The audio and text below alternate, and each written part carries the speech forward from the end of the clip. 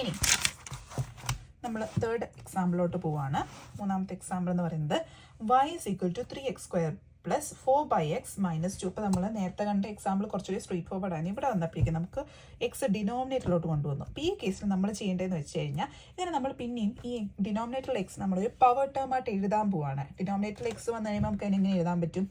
X into -1 എന്ന് എഴുതി കഴിഞ്ഞാൽ ഡിനോമിനേറ്ററിലുള്ളതിന് തുല്യമാണല്ലോ. അപ്പോൾ നമ്മളിതിനെ മാറ്റി എഴുതാൻ പോവാം. 3x² plus 4 into x⁻⁻1. x⁻⁻1 ആണ് 1/x.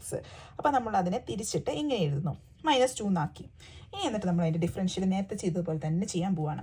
അപ്പോൾ d/dx is equal to 3 into 3 അവിടെ തന്നെ വെച്ചു. x² എന്ന് പറയുന്നത് എന്താണ്? n. അതിനെ ഡിഫറൻഷ്യൽ ചെയ്യുമ്പോൾ എന്താണ്? n x⁻n−1. അപ്പോൾ 2 ഇവിടെ കൊണ്ടുവന്നു, x⁻n−1 2 - 1 എന്ന് എഴുതി. ഇനി പ്ലസ് 4 ഇൻറ്റു n എന്താണ്? -1 ഇൻറ്റു x⁻n−1 -1 ഇത് കോൺസ്റ്റൻ്റ് അല്ലോ, അത് 0 ആയി. സിംപ്ലിഫൈ ചെയ്യാം.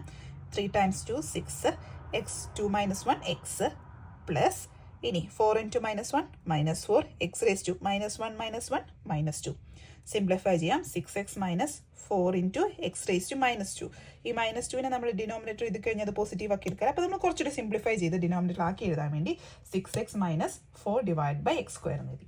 സിംപ്ലിഫൈ ആയി. അപ്പോൾ നാലാമത്തെ എക്സാമ്പിൾ എന്താണെന്ന് നോക്കാം.